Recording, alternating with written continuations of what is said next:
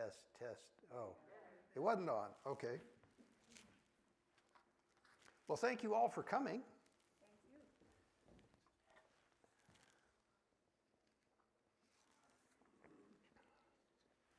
you. I have a standard Fort Whipple slideshow called A Walk Through Whipple, which is almost older than most of you because I developed it back when slide carousels were the thing.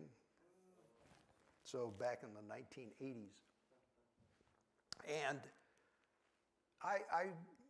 it's been digitized. I don't use slides anymore, but I shared the presentation with Jenny. She was, looking to finish up volunteer training, and so I said, "Oh yeah, here it is," and I'm sharing these three extra presentations that I've put together for the living history interpreters, but I've never used them, and so she gets back to me and she said, "So could you do this, this, and this?" And I went, "Oh yeah, I can do that." And so I went in and I worked on it and I shared it with her again, and she says, "Yeah, that's nice, but could you?" And so, yeah, I think I can do that. And so now we have an entirely new presentation called Fort Whipple, the Army Called It Home. Thank you, Matt. You're welcome. I'm glad to be a team player. So the first thing you're going to see here is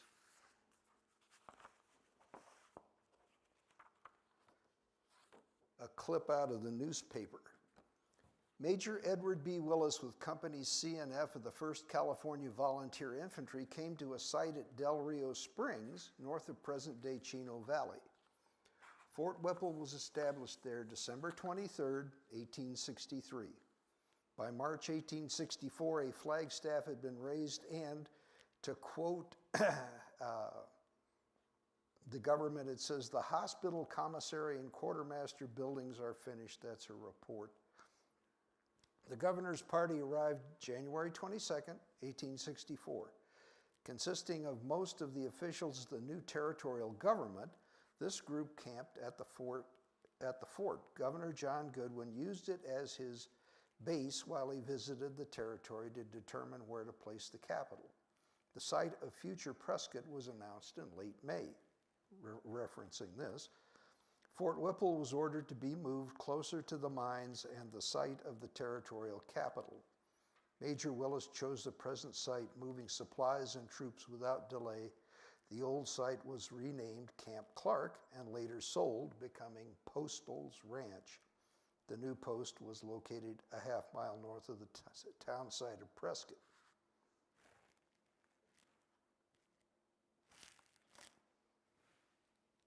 So this is a piece of original art that has been colorized by Ken. But with the constant pressure to protect lives and property, work went slowly on the fort. Trees were felled, log buildings constructed, and a palisade put up, forming a rectangular enclosed area, which this, we think, pretty much looked like it. Barracks, stables, and the hospital were built outside the log walls. It took several years for all the work to be completed.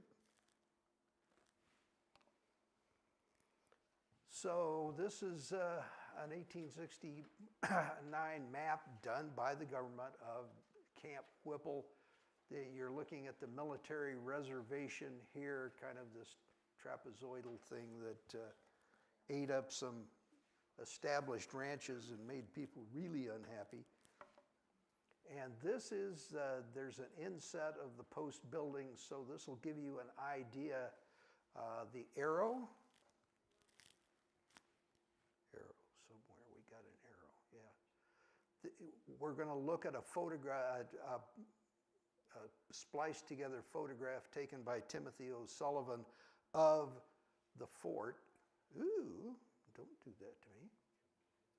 So this kind of is what it looked like in 1871 when the survey party that had O'Sullivan attached to it came by. 1871, the south side of the compound had caught fire and burned, leaving the officers' quarters on the left side, company quarters in the middle, and the commissary buildings on the right were all that were left. This big building over here turns out to be the guardhouse.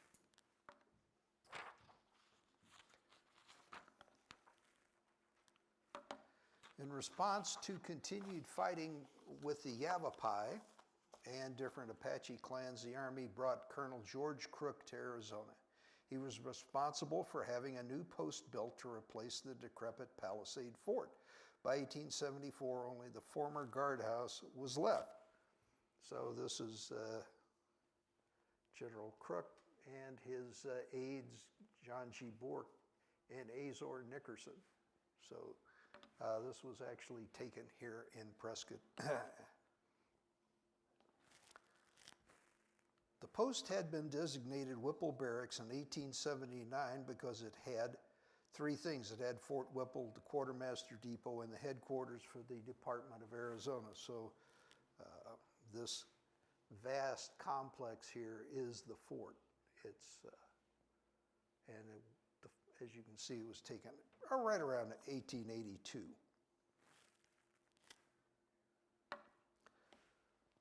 So we've got an 1875 map here again, the military reservation, which had been modified because there were some really upset settlers.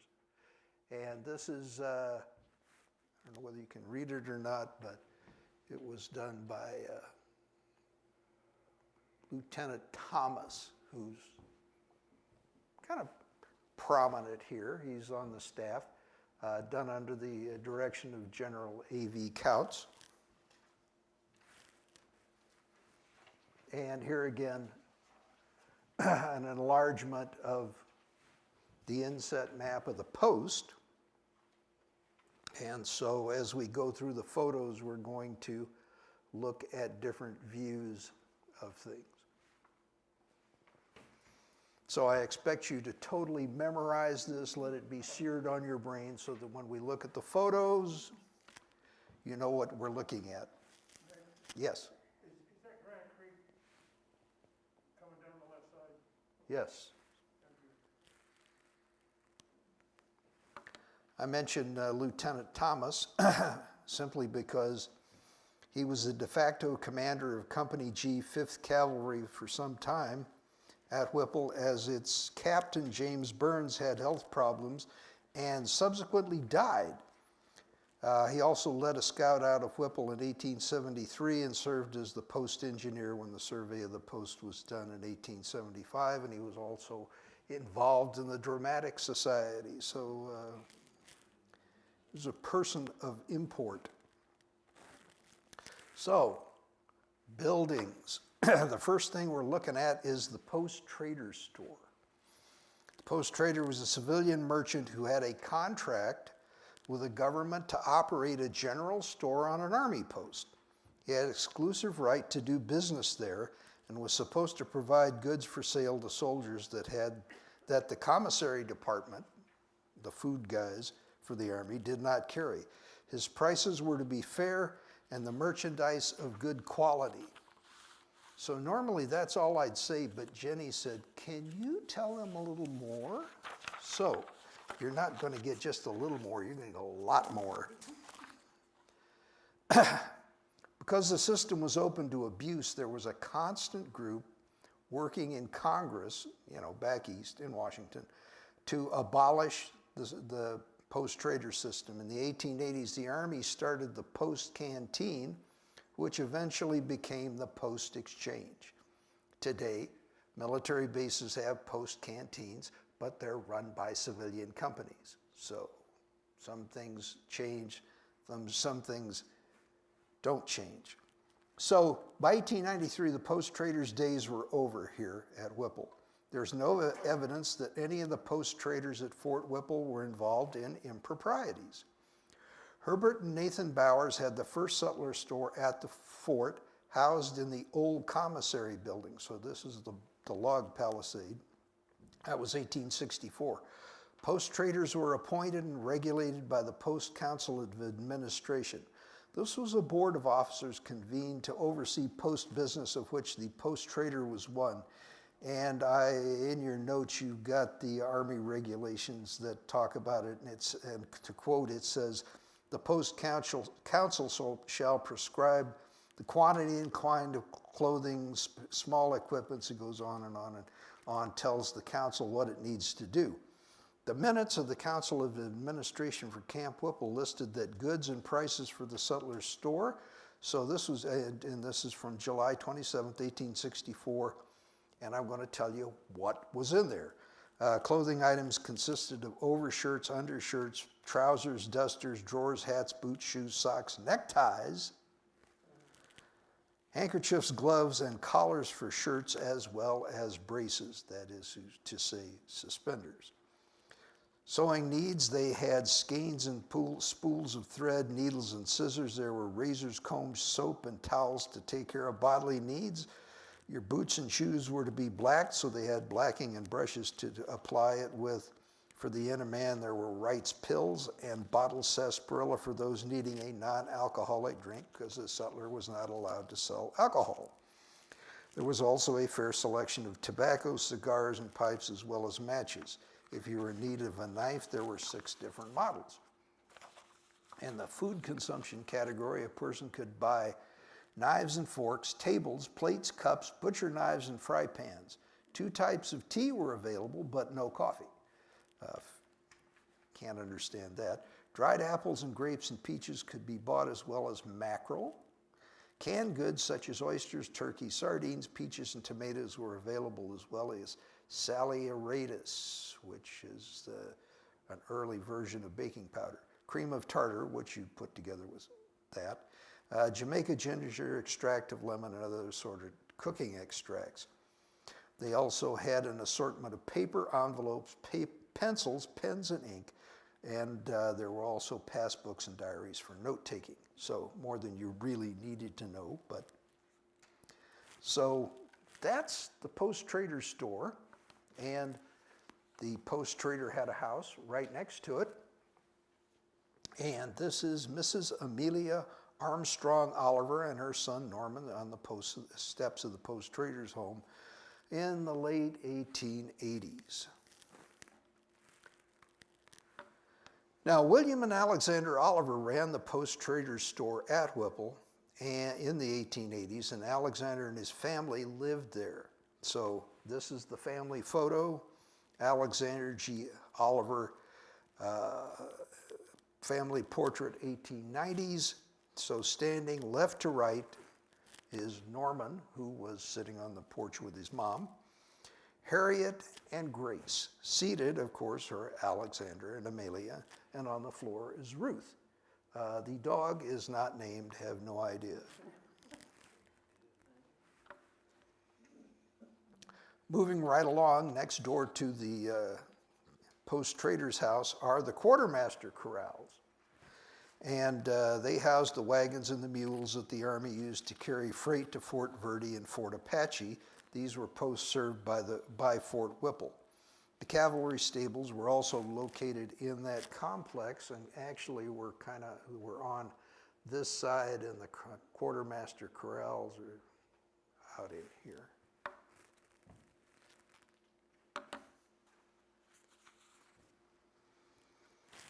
So this is the inside of the quartermaster corrals, and an article in the March 21st, 1879 Miner, local newspaper, it indicated that James Madigan, who they referred to as the corral boss at the fort, he had invented a system of ammunition boxes for mule transport, and that D.F. Mitchell, the photographer, had taken numerous images. The idea would be adopted by the Army a year later for transportation of armaments on the Great Plains. So, Mr. Madigan, there's, let's see, which one is Madigan? Actually, I'm not sure he's in this photo. He's in another photograph. There are 2 photos, but Army officers having a good time here. I don't know whether they fired this Gatling gun or not, but was apparently at the fort in storage. So.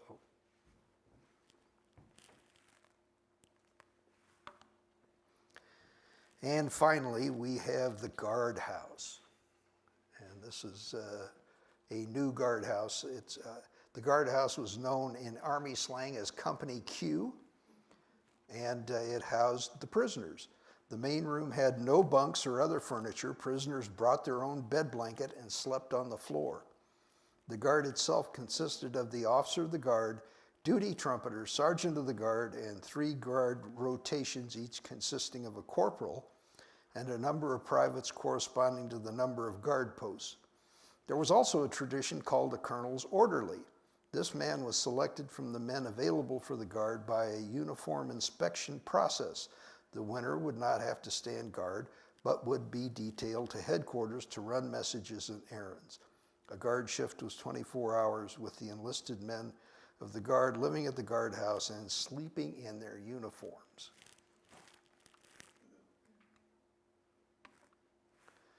Okay, next image. So we've got a shot here of the barracks.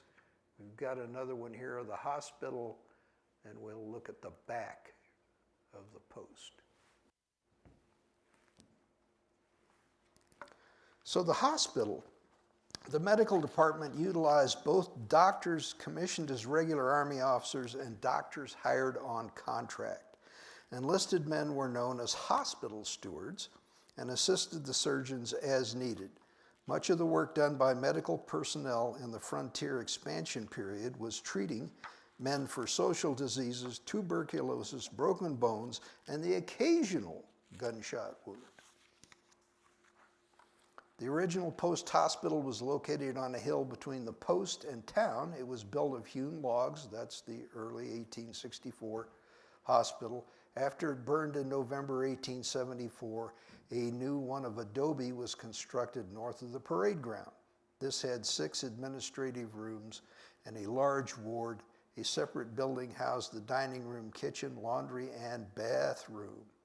In the early years of the post, Army surgeons treated civilians as well as soldiers. Dr. Charles Lieb stayed in Prescott after his contract was finished. He's the first doctor here. Captain George D. Kendall commanded Company I, 7th California Volunteer Infantry at Fort Whipple. He was a medical doctor, but he never actually was a doctor here.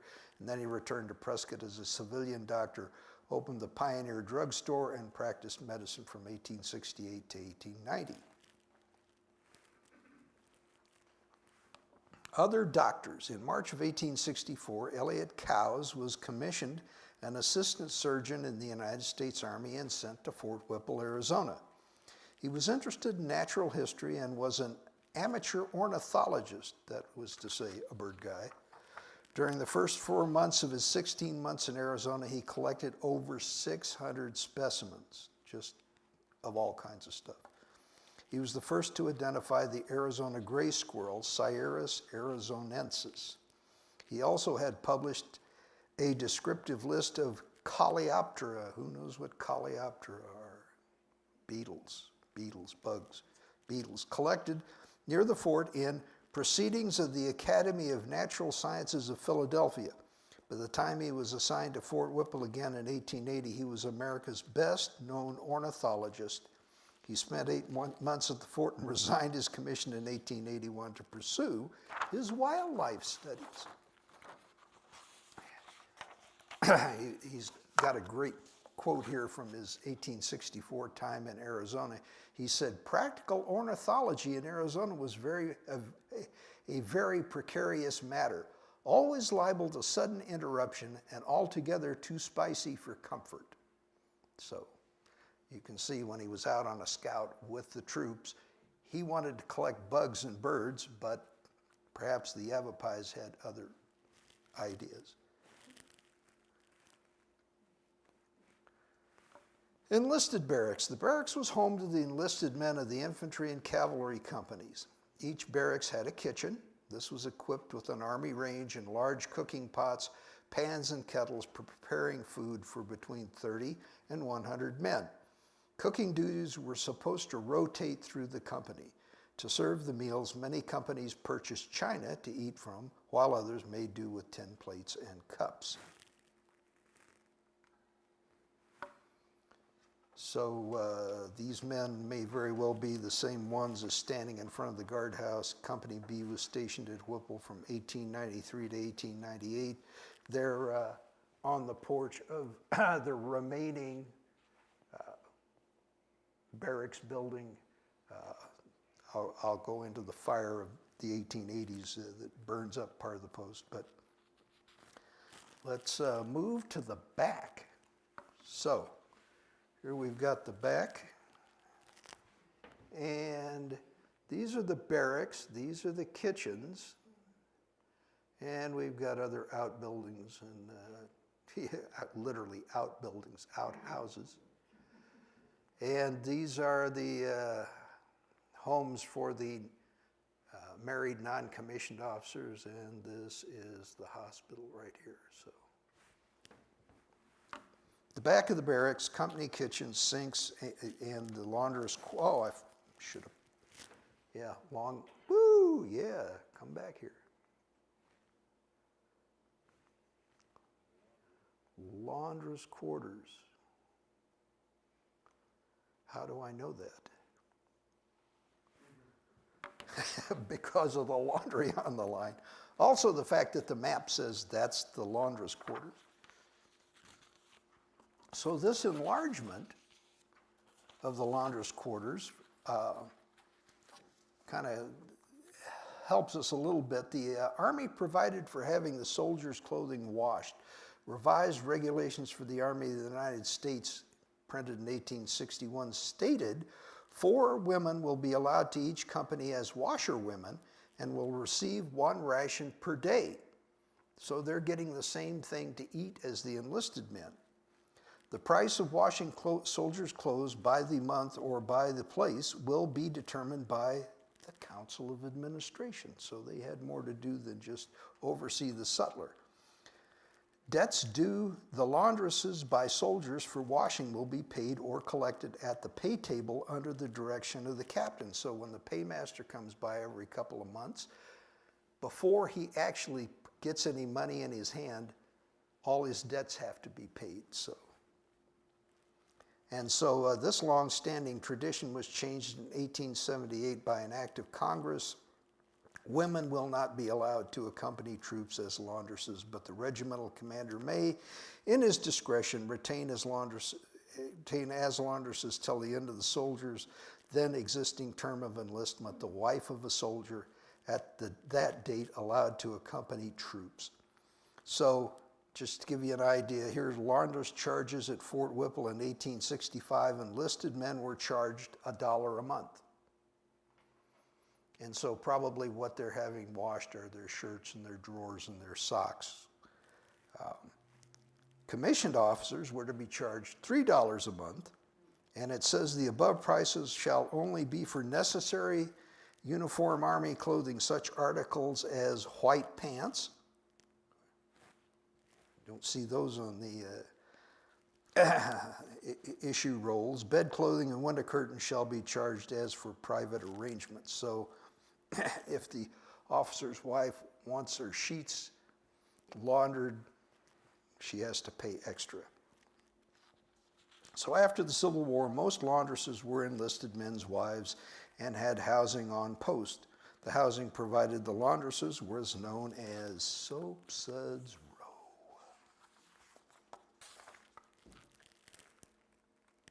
Another enlargement from a photo. Here's the company gardens. Fresh vegetables were essential to a balanced diet. Lack of a garden at Fort Whipple led to numerous cases of scurvy in the garrison in 1870. In 1871, large gardens were started near the creek. Although tinned vegetables, that's canned vegetables, were commercially available, they were too expensive to issue, but could be purchased at the Post Trader's store and businesses in Prescott.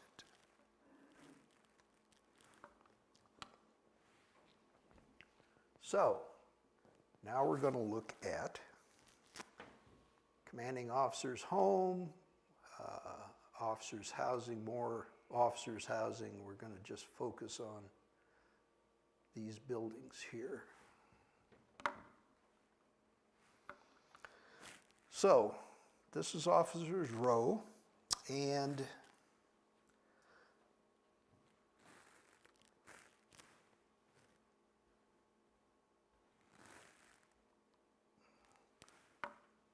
this is Alice Kirk Grierson. When Alice reached Fort Whipple, it was summer 1885, and the building that I had focused on there was where she lived, so you need to read this. But her husband was post commander and commander of the 10th United States Cavalry Regiment, also known as the Buffalo Soldiers. She was the colonel's wife for 20 years, raising her family at remote posts in Texas. Life consisted of social engagements and correspondence. She described a birthday party she attended for one of the officers' wives and for her husband, so it was a joint birthday party. She also described an officer's party that was called a calico masquerade.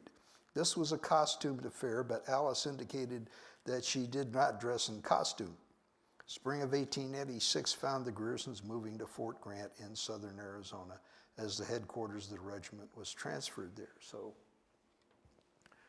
you can see, she says, the boys and I like this house very well, although it is frame and has low ceilings. We are so glad to have attic rooms again, and the bathroom with hot and cold water is a luxury. Who would have thought? Hot and cold water in the bathroom. So we're going to talk a little bit about another family that lived there. Lieutenant Colonel John Wilkins came to Fort Whipple with wife Caroline and younger daughter Carrie in September 1874. He commanded the fort, so he lived in that house, and had additional duties as Chief Commissary of Subsistence for the Department of Arizona and Chief Signal Officer.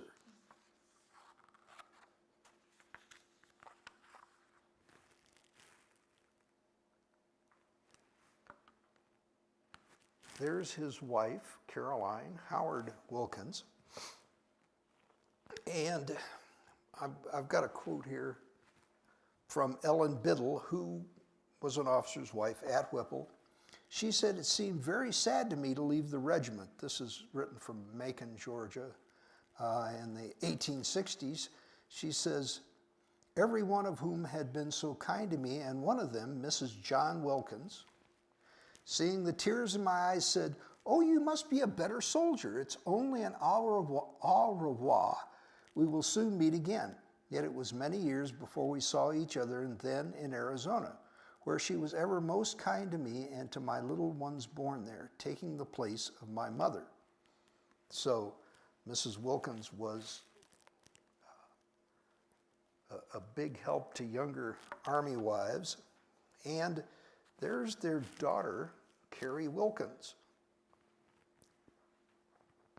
Fanny Corbusier had a little bit to say about Carrie Wilkins, who was taller than that when she was here. She said, "We made the drive to Whipple in 2 days and were entertained by Lieutenant Colonel and Mrs. John D. Wilkins and daughter Carrie, 8th Infantry. Miss Carrie was a very sweet and attractive young woman and is probably the heroine in Captain Charles King's story, The Colonel's Daughter." And there are other quotes about Carrie Wilkins, and apparently she was extremely pretty and sought after by Army officers, and eventually she does marry one of the lieutenants in the 8th Infantry.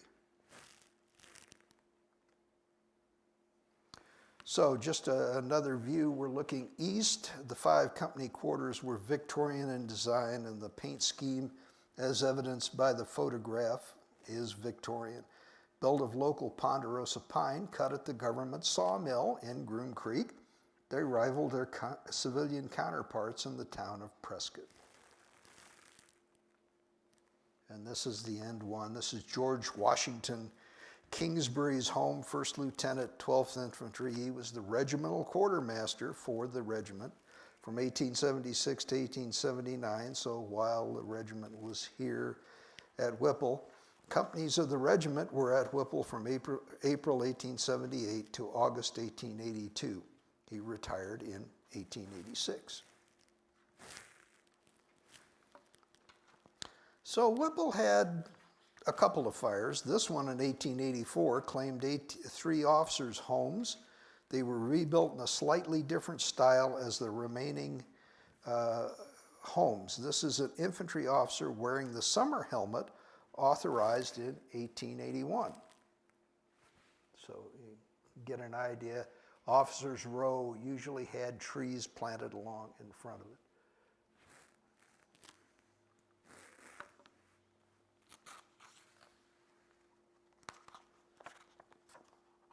So our next map,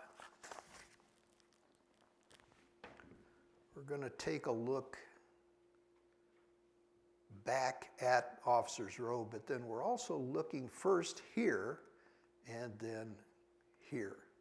So we'll be looking at these buildings.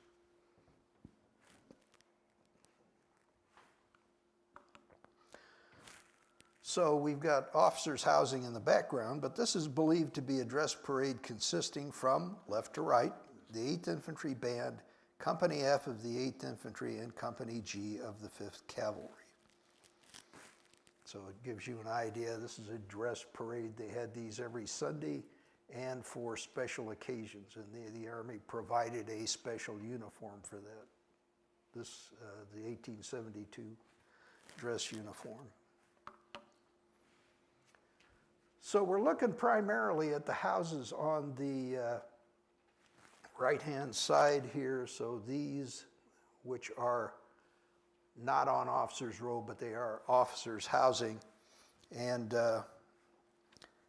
then at the far end is the adjutant's office. So this is not a house, this is an office building.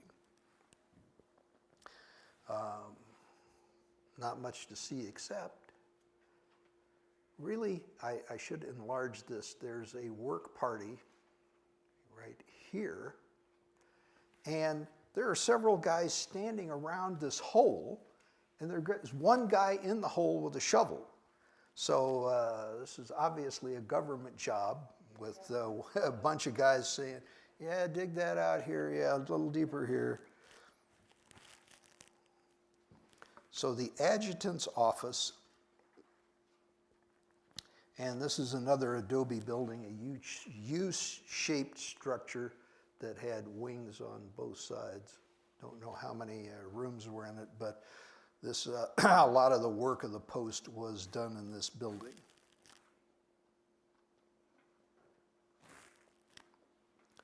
Going to shift our view here. So we're going to look at some administrative buildings. We've got the post headquarters. And then we're going to go over here to the commissary, and then we're going to look at the quartermaster building.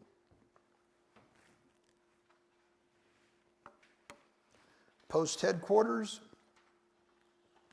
This was located on the reverse side of the 3 officers' homes, which are on the west side of the parade ground. This contained most of the offices and had the telegraph connection when the military telegraph arrived in 1873. Excuse me. The first message received was the announcement of Colonel Crook's promotion to Brigadier General. The Army could send civilian messages over the military wires when not in use for official business. Commissary storehouse. The commissary of subsistence provided the soldier with his food ration. Originally created to give officers a place to buy provisions, it also carried a wide range of non-issue items for sale to officers and the companies of the soldiers on post. So it was sort of like a grocery store. Food furnished the rank and file soldier changed little from 1860 to 1900. Rations had to be portable, and since there was no refrigeration, had to be dried or preserved in some manner. When possible, herds of cows were kept to provide fresh beef, and Whipple did have a beef herd. This did not work on campaigns, so salt pork and salt beef were substituted. The ration consisted of, for one man, 12 ounces of pork or bacon, or 1 pound, 4 ounces of salt or fresh beef, 1 pound, 6 ounces of soft bread or flour, 1 pound of hard bread, that is hardtack, or 1 pound, 4 ounces of cornmeal. For every 100 men, there were a number of other things that were issued, including rice, beans, peas, hominy, coffee, sugar, vinegar, candles, soap, salt, pepper, and potatoes when practicable, and molasses.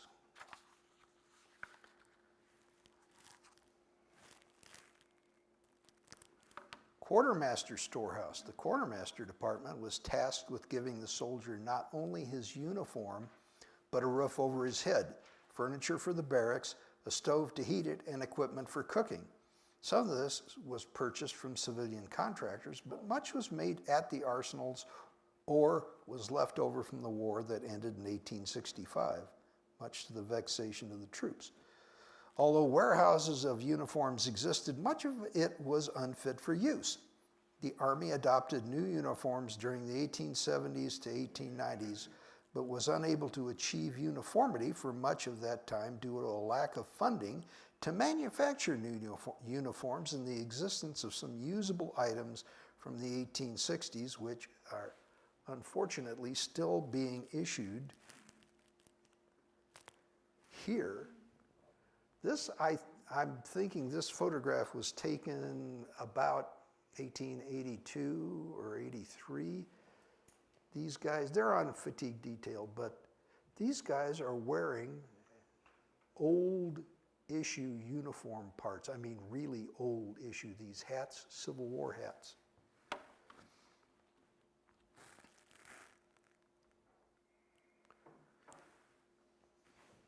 So, now we're going to look at the headquarters building for the Department of Arizona. So we're going to look at the front, look at the back, and then look down the front of it.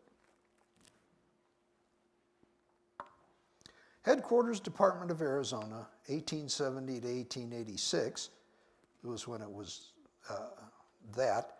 Trouble with Native American tribes escalated in Arizona as settlers continued to move west. Arizona was a military district, but made its own department in 1870 due to the magnitude of the conflicts. George Stoneman was its first commander with headquarters first in Los Angeles and then at Fort Whipple. All military posts in the territory were under his command. So this is the back. And this building right here is designated variously as the post chapel, post library, the officers club. It was a multi-use building. And so the Army chaplain, Whipple had several, the Army chaplain ministered to the spiritual needs of the men. During the Civil War, nearly every regiment, regular and volunteer, had one. After the war, the Army authorized them only for certain posts. Whipple was designated a chaplain post in 1866. Chaplains were commissioned officers with pay grade of captain but could not command troops. Charles Blake and Alexander Gilmore were the first two.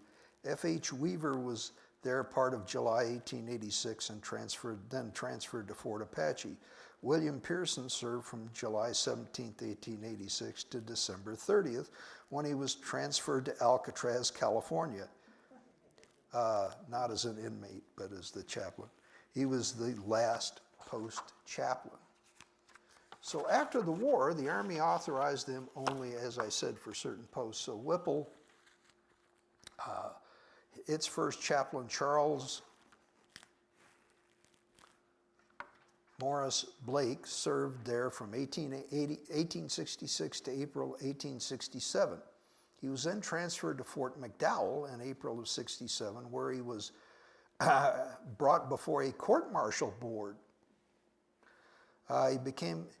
Apparently he was doing things that he shouldn't have been doing, but he became mentally unstable shortly after this and was medically declared incompetent and resigned his commission March 17, 1869. He was transported to California for medical care. So don't know what was going on there, but we have several references to this, and Chaplain Blake did not have an easy time of it. This is Chaplain Gilmore. He arrived at Whipple in December 6, 1870, and retired there in May 17, 1879. So he had a long tenure, was well liked both at the fort and in the community. So we're looking east down at the headquarters, commissary, quartermaster buildings, and of course on the right-hand side, headquarters for the Department of Arizona.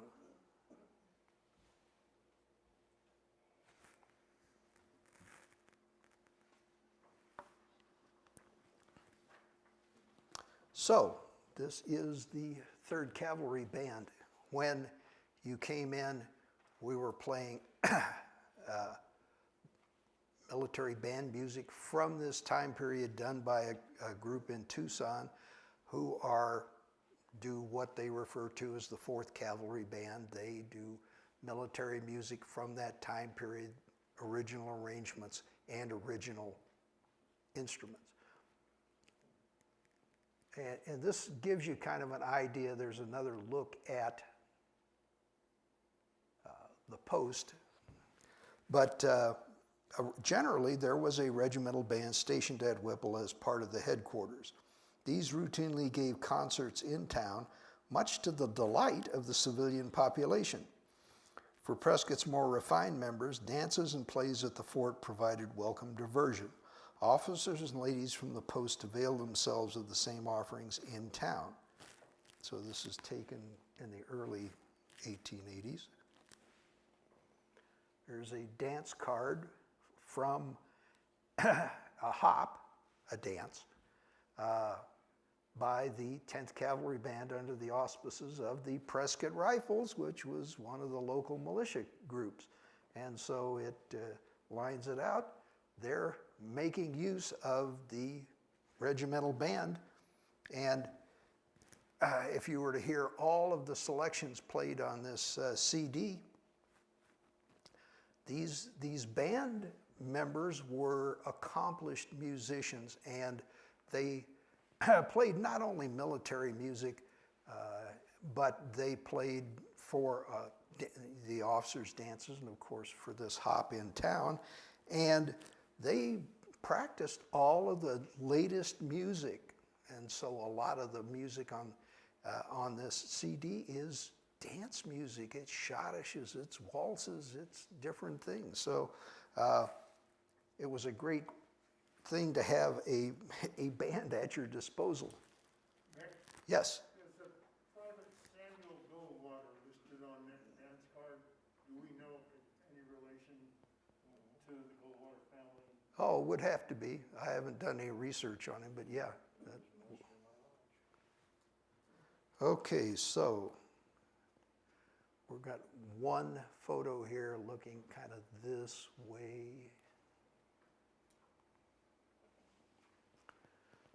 So this is taken in the 1890s. We've got the Santa Fe, Prescott, and Phoenix locomotive running across the military reservation right there. But what we really want to look at is the back of the headquarters of the Department of Arizona and the other buildings that we've been kind of having close-ups of. This is housing for civilians. So Madigan would have had one of these I mentioned earlier. He would have lived in one of these houses back in here.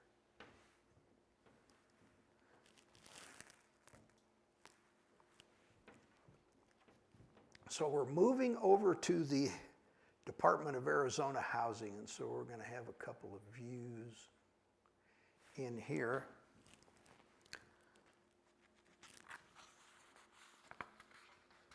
So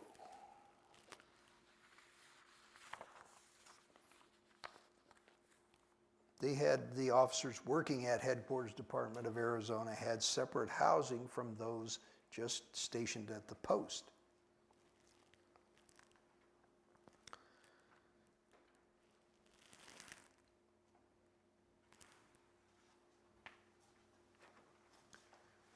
So I had mentioned Ellen McGowan Biddle earlier. I had quoted her. She's got some great quotes, by the way.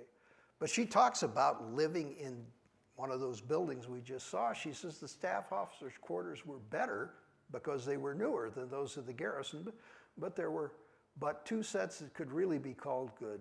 They were all built alike, low, broad houses with hall in the center and two rooms about 16 feet square on each side, pantry and kitchen back, also an attic above.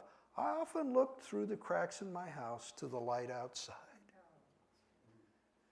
And she goes on to talk about how it was so cold that in the winter, that they literally had to have a fire going all the time, and they only had a fireplace.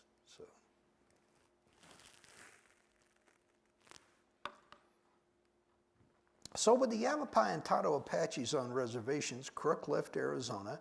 His replacement was General August V. Kautz. Kautz was a good administrator, but he allowed himself to get in a place where he was relieved of command in March 1878. His replacement was Colonel Orlando B. Wilcox. Wilcox commanded until Indian problems in southern Arizona brought Crook back again. So Kautz's tenure was a time when the life of Prescott's social elite and the officers of the post were at its height. Plays, dances, and parties contained a liberal attendance of both civilians and soldiers, and it was referred to locally as the Days of the Empire. So apparently they were having a really good time. And this is General Kautz. Who else? His beautiful wife, Fanny, who I call young and energetic.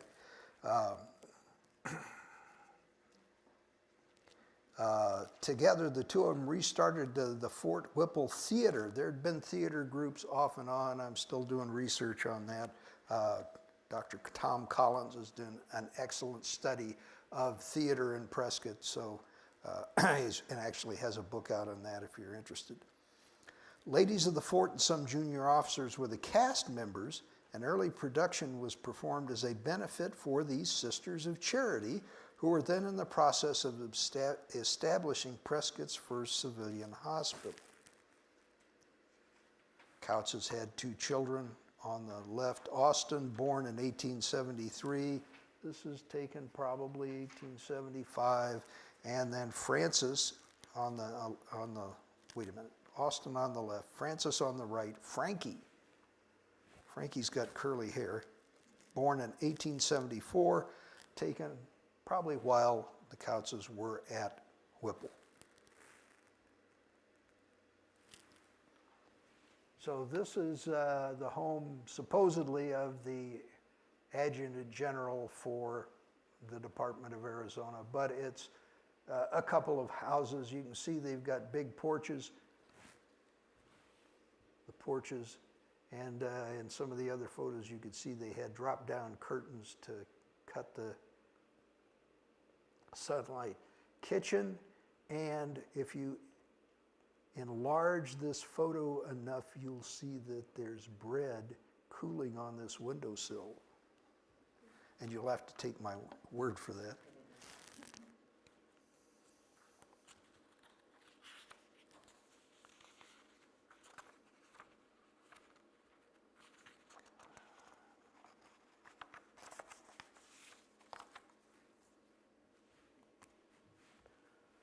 So, Department of Arizona Commander's Home.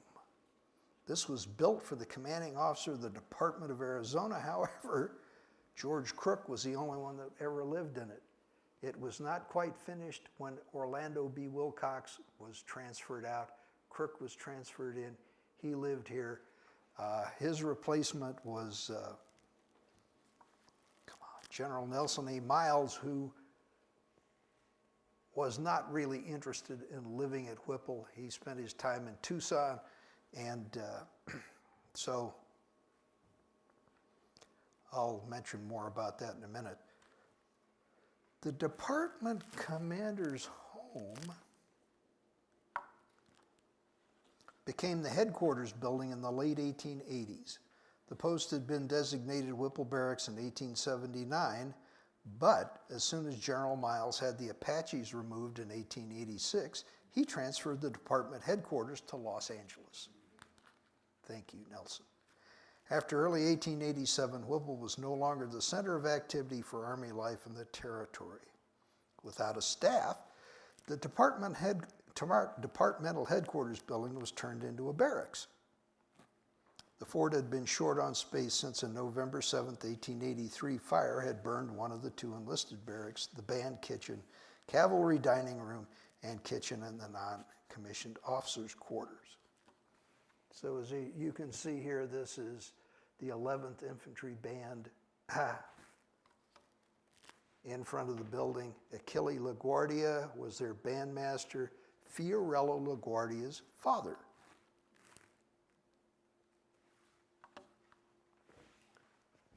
So Fiorello LaGuardia considered Prescott home because he lived here longer than any place else.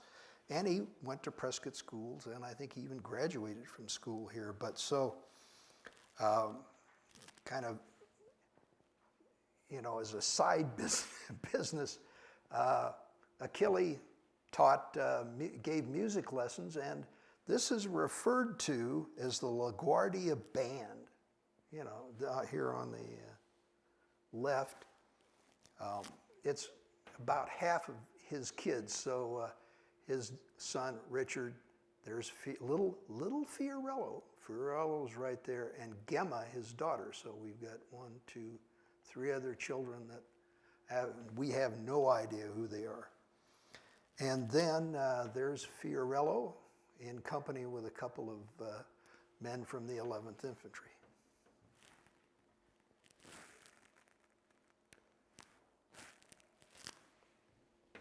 So this is to give you some idea of life in the Frontier Army.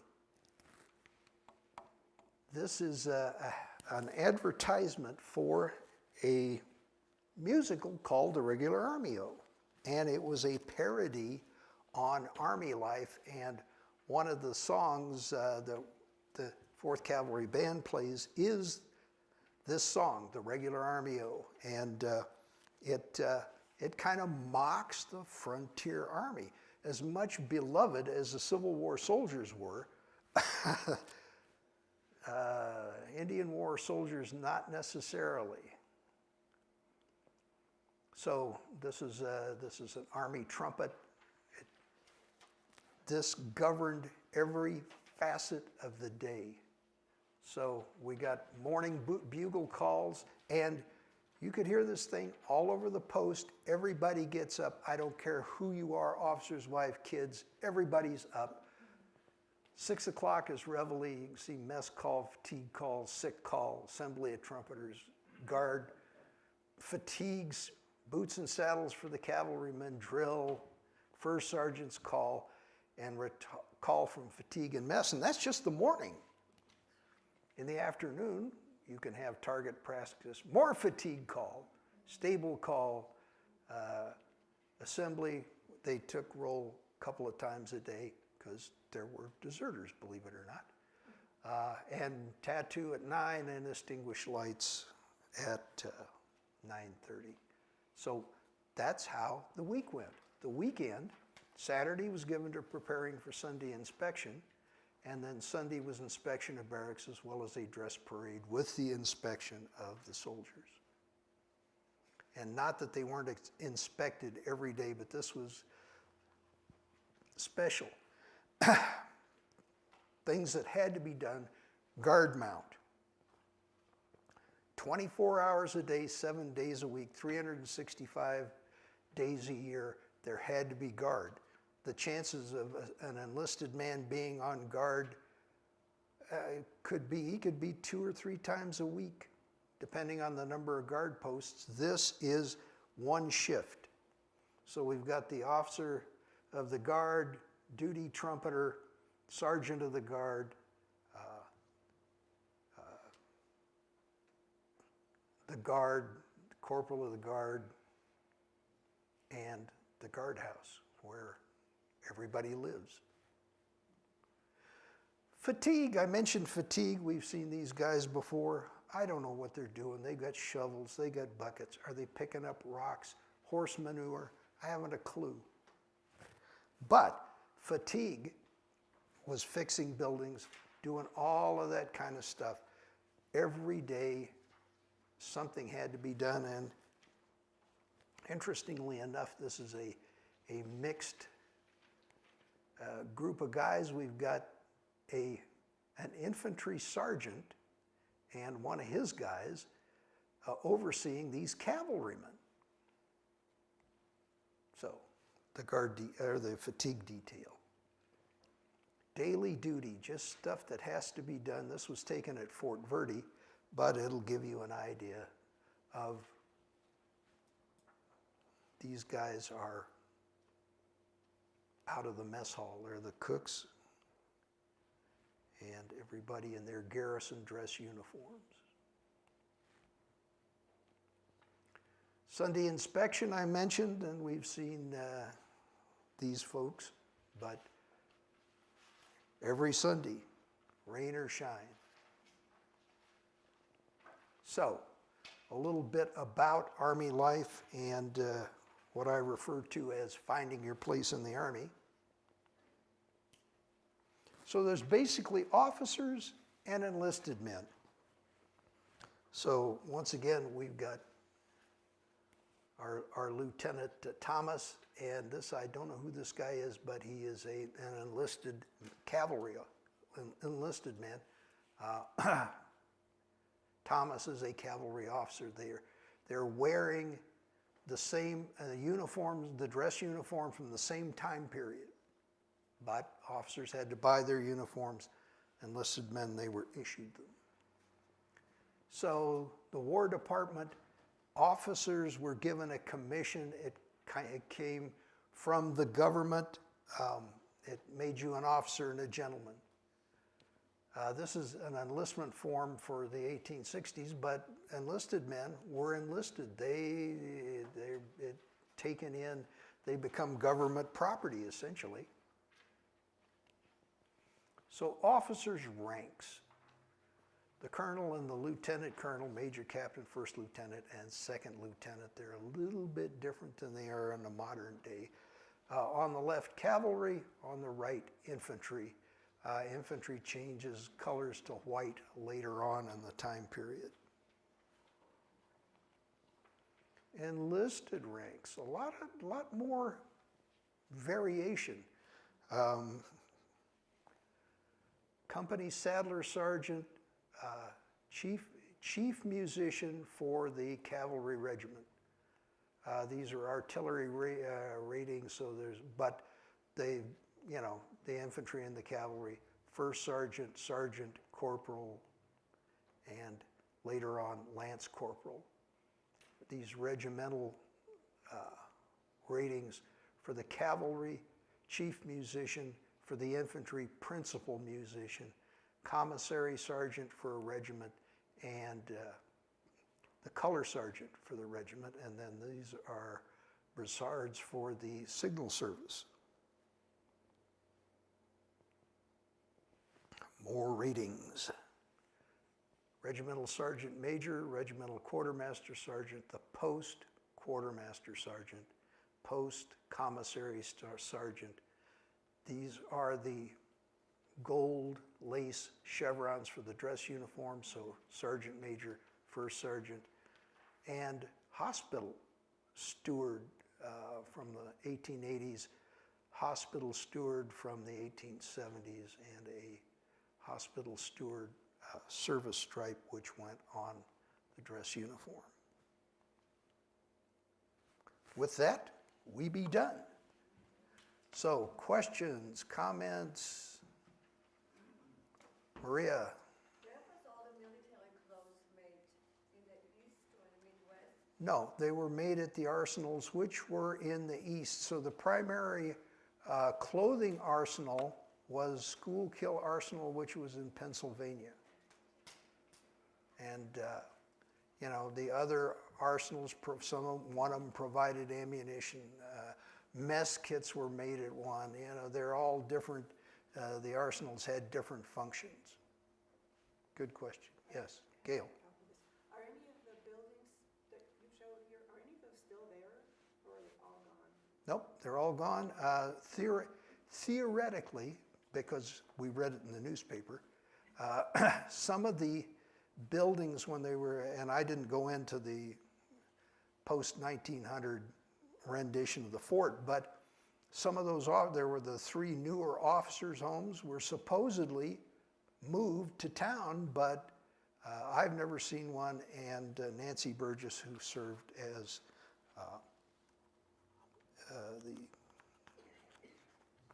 the I can't think of the term.